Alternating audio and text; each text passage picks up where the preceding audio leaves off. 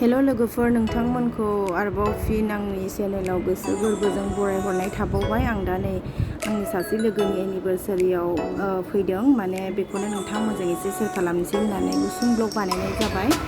स' बे पार्टियानो जादों आंनि क्लासमेटमोन आरोना, हिमालया हटेलाव जादों। बेहायनो आं सासे बिनानावखौ लानानै फैदों, नै स्कुटिजों फैदों जों सानैजों। ओमफ्राय बिथाङा माने भिडिअखौ दा खालाम होननानै आगोलनो खोन्थाखानाय जादों, ओंखायनो आं बिथांमोनखौ दिन्थिनाय जायासै लोगोफोर, आंनि लोगोफोरखौ। आं दा बेखौनो एसे देखायबाय नोंथांमोनजों आंनि बेहाय फैनायखौ। थ' माने बारा गोबाव खालामा, मोनाबो जाबाय। एक्सुवेलि मोनानिसोमोन पार्टिया।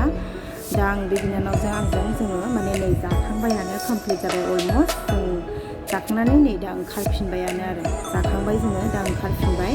थ' माने जोङो थांफिननोसै, सानैजों फैखादोंमोन फैनायावबो, दा जों थांफिननोसै लोगोफोर। स' बेखौनो नोंथांमोनजों एसे शेयार खालामनो होननानै बानायनाय जाबाय लोगोफोर। अननानै नोंथांमोना आंनि भिडिअखौ जोबजासिम नायलां। थ' जाय बिथांमोना आंनि भिडिअखौ नायदों, थेंक इउ स' माच लोगोफोर, आंनि भिडिअखौ जोबजासिम नायनायनि थाखाय। आं भिडिअखौ एसेखिनियावनो दोनथ'नोसै लोगोफोर। आरोबाव नेक्स्ट भिडिअआव नोंथांमोनखौ आरोबाव आं लोगो मोनबावगोन। बाय लोगोफोर, गुड नाइट, टेक केयार, बाय बाय।